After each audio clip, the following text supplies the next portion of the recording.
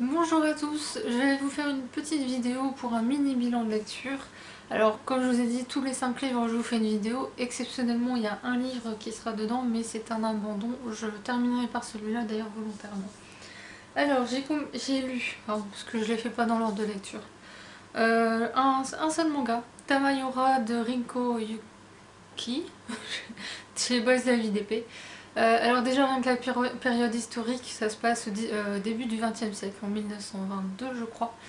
Enfin, en tout cas le début de l'histoire est à ce moment-là. Et déjà rien que ça, vous savez que j'adore quand ça se passe dans le passé, généralement surtout 19e, début 20e, j'adore ça. Alors déjà là j'étais conquise, mais en plus vous me rajoutez une histoire, bon c'est un yaoi, donc forcément qui dit yaoi, il dit qu'il y a forcément une relation amoureuse homosexuelle. Et là en l'occurrence c'est deux amis d'enfance qui se sont perdus de vue, enfin surtout l'un des deux, donc ce jeune homme là qui s'appelle Asakusa, qui est parti volontairement en fait pour fuir, c'est pas grave, pour fuir cet ami en question, dont il est plus ou moins jaloux, mais il ne s'en rend pas compte, il est trop jeune pour s'en rendre compte. Et Tachibana, lui, est réellement amoureux de Asakusa et va finir par lui dire. Sauf que Asakusa, il lutte contre son homosexualité puisqu'il est aristocrate. Et comme tout fils d'aristocrate digne de ce nom, il doit forcément être comme son père attend de lui, c'est-à-dire faire un mariage arrangé pour accroître le côté, la richesse de la famille, bla bla bla, enfin bref. Du coup, c'est très belle histoire. Alors j'étais surprise qu'ils soient mis dans la catégorie manga triste parce que oui, vous faites des. Enfin, émotionnellement, c'est vrai qu'il est. On passe par tous les sentiments.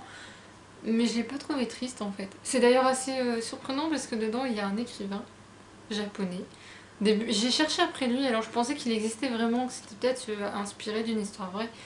Tellement ça paraît réel. Apparemment, non, les écrivains n'existent pas. Il existe des écrivains qui ont un nom proche, mais. Donc voilà, il est très joli, très beau. Et puis les graphismes sont à l'effigie des mangas de l'époque, donc. Enfin, de l'époque. Non, enfin, vous voyez ce que je veux dire. C'est. Vous retrouvez le Japon d'antan. Mais on y reviendra ultérieurement. Ensuite, j'adore la collection dos à dos de chez Rouergue. Donc généralement, je les achète plus ou moins en fermant les yeux. Je dis pas que j'y vais totalement en fermant les yeux, mais presque. Et celui-ci abordant un sujet que bah, ça aborde. Est-ce que je le dis ou pas?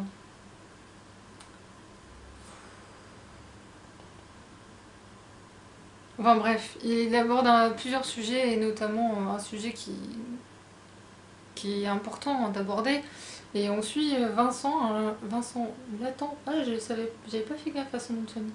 On suit Vincent Latan qui entre en troisième. Et en fait, il va pas comprendre ce qui lui arrive tout le long de l'année. En fait, tout le monde va le savoir avant lui. En fait, pour résumer, ça pourrait être sympa.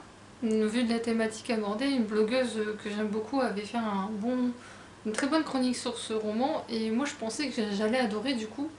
Sauf que, même si le style m'a plu, puisqu'on est vraiment dans les pensées de Vincent, j'ai pas adhéré parce que j'avais l'impression, cette impression-là que tout le monde savait avant lui, que. Je sais pas, il y a des choses qui m'ont. On n'allait pas dans le fond en fait, vraiment au fond du sujet. On effleurait juste. Ça allait pas plus loin que ça et j'aurais aimé que ce soit plus profond. C'était un peu aussi stéréotypé dans le sens où, étonnamment, le personnage central, donc Vincent, j'étais très surprise de voir que Vincent, en fait, comment dirais-je, il est blond, il est nul en sport, ce genre de truc, tout fin, donc stéréotype de l'homosexuel, enfin, donc voilà, ça parle d'homosexualité, de la découverte de l'homosexualité. Et j'ai dit, mais c'est bourré de stéréotypes, voilà. C'est comme le pote, son meilleur pote, stéréotypé aussi, la meilleure amie, stéréotypée, enfin bref. J'aurais aimé qu'il n'y ait pas de stéréotypes en fait. J'ai trouvé ça très dommage. Après, on aborde aussi la question du harcèlement scolaire un petit peu, ça c'était bien aussi. Donc, bon. Mais voilà, moi j'ai dit, ouais, sans plus, très moyen. Je m'attendais à beaucoup mieux. Même si le style correspond vraiment à la pensée de Vincent, c'est comme si on lisait son journal intime au final. Mais j'en attendais beaucoup mieux. Ensuite, gros coup de cœur. Au bonheur des fautes de Muriel Gilbert. Alors moi j'ai les éditions de Françoisir, mais il existe dans une autre édition. Donc c'est en fait un livre écrit par une correctrice qui a travaillé notamment au journal Le Monde, enfin qui travaille d'ailleurs toujours là-bas, Et c'est hyper drôle, c'est en plus instructif parce qu'on révise la grammaire, la syntaxe, l'orthographe, des règles toutes bêtes qu'on a tous oubliées. Si je vous dis par exemple que normalement, après le verbe être, on accorde le verbe suivant en genre et en nombre, tout le monde le sait. Sauf qu'on a tous oublié que s'il y a un COD, on ne l'accorde pas. Et moi ça je l'ai oublié comme beaucoup de gens, hein, c'est tout le monde, mais elle aborde plein de thématiques, la réforme de l'orthographe, plein de réformes de l'orthographe que je ne connaissais pas d'ailleurs, qui n'ont jamais été appliquées, comme la féminisation des mots, des métiers, enfin vous voyez ce que je veux dire, enfin des tas de sujets comme ça. Mais ce qui est encore plus drôle, c'est qu'elle le fait tout en parlant un peu de sa vie, c'est-à-dire qu'elle explique sa vie, comment elle est arrivée au parcours de correctrice, comment expliquer ce métier-là aux gens, puisqu'à chaque fois qu'on aborde la question de tu fais quoi comme métier, il faut expliquer le métier de correctrice. Bon, moi je leur ai jamais demandé, mais plein de gens apparemment qui le font. Et elle raconte des perles et des choses comme ça, mais c'est ultra drôle. Genre les fautes des journalistes par exemple, elle explique ça. À un moment, elle prend des exemples de fautes qui ont réellement été faites dans certains journaux. Mais c'est ultra drôle. Moi j'étais pliée de rire à chaque fois, j'étais là, je lisais et je rigolais quoi. Donc si vous voulez apprendre en vous amusant, c'est le livre idéal. Moi j'ai révisé plein de règles dont j'avais oublié l'existence. D'ailleurs j'ai un bouquin là, que j'avais acheté exprès pour faire des exercices d'orthographe, mais il n'est toujours pas fait. Mais il faudra peut-être que je m'y mette du coup. Mais voilà, enfin bref, je vous le recommande vraiment. Elle déculpabilise. Pour ceux qui sont nuls en orthographe, franchement lisez-le, vous allez déculpabiliser et apprendre des choses en même temps. C'est super génial.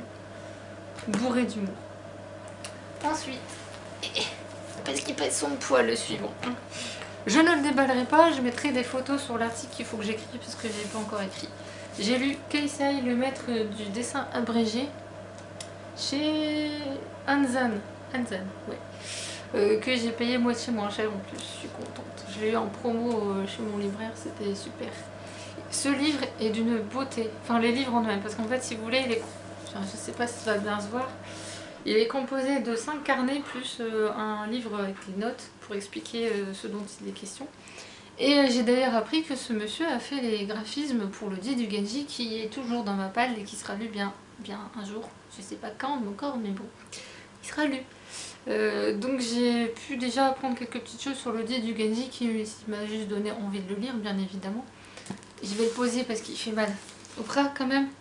J'ai aussi découvert plein de proverbes japonais. Dans le 5e carnet, il y avait des proverbes japonais anciens, surtout anciens, qui étaient illustrés. Et il y en a qui sont, la plupart sont ultra drôles quoi. Enfin, en France, on n'a pas des proverbes aussi drôles, c'est dommage.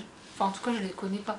Mais j'en ai mis un sur Facebook pour ceux que ça intéresse. J'ai pris en photo, je l'ai mis sur Facebook. Ça correspond bien à ce que j'ai fait en janvier. C'est l'équivalent de dépenser plus que tu n'en as en fait. C'est un peu ce que j'ai fait en janvier, j'avoue.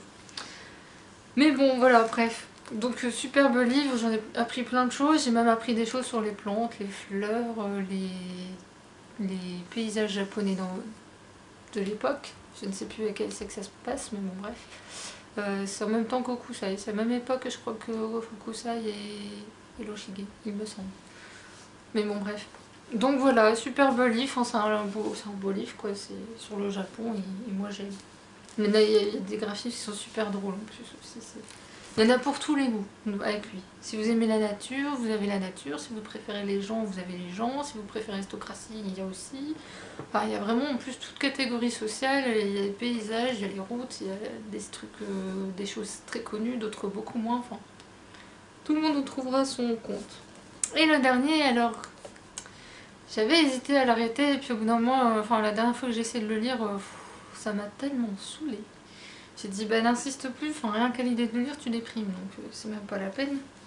Guiding de James Clavell. Heureusement je l'ai eu en occasion, donc je l'ai payé 1 euro ou 2, je sais plus, enfin, bref. Il ira sûrement dans une boîte aux livres je pense, parce que je ne me vois pas le donner à quelqu'un en fait, ni le vendre. Vis-à-vis de moi-même, enfin, psychologiquement ce serait pas possible.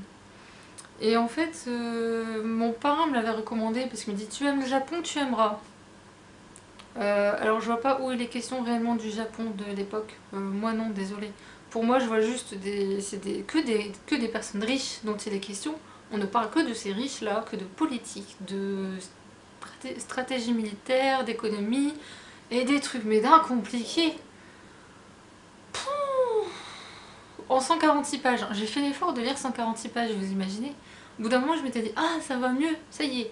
Et là, le chapitre où j'en étais, il était question de bateau, de comment on dirige un bateau, et c'est que du point de vue quasiment des étrangers en fait. Donc là, il y a un peu de tout. Il y a des Britanniques, il y a des Russes, il y a des Français, mais bon, Français sont quasiment pas présents.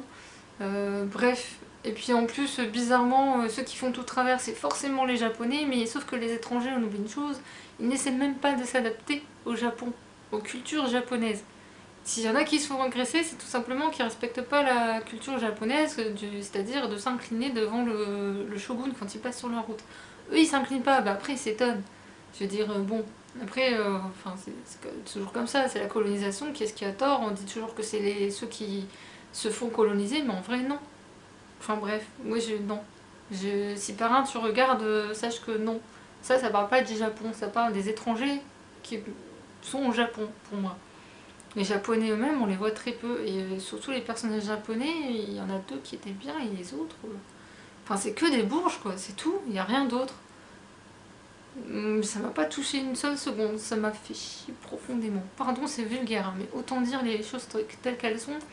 J'ai pas été touchée, et ça, forcément, c'est écrit par un étranger qui n'est pas du tout... adapté en série télévisée. Et ça, c'est sorti quand la première fois ce livre? Voir si l'auteur a réellement vécu à cette époque-là. Parce que, enfin, je me pose de profondes questions. Donc il a été publié la première fois en 1994.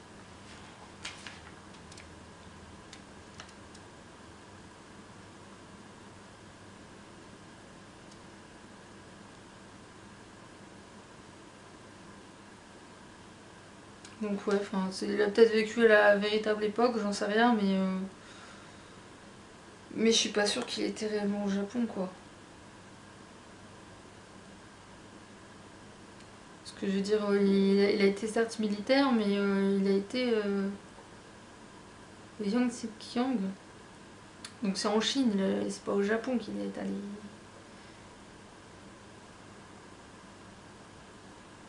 Enfin bref, je suis pas très convaincue par ce livre sur... je suis pas sûre que ce soit... C'est peut-être... Il y a peut-être des choses dans l'idée qui sont passées, mais... moi qu'on me dise que ça parle du Japon, enfin, j'aurais peut-être dû avancer plus pour ça, mais en tout cas là pour le moment, je vois pas le Japon. Je l'ai pas beaucoup vu et j'ai retrouvé le peu de choses sur le Japon que j'ai retrouvé, c'est vraiment le côté, vous savez, les Japonais qui ne disent jamais non, clairement. Ils repoussent ou ils trouvent un moyen de se dérober. Ça, oui, mais je veux dire, c'est normal, c'est japonais. On se renseigne un minimum avant.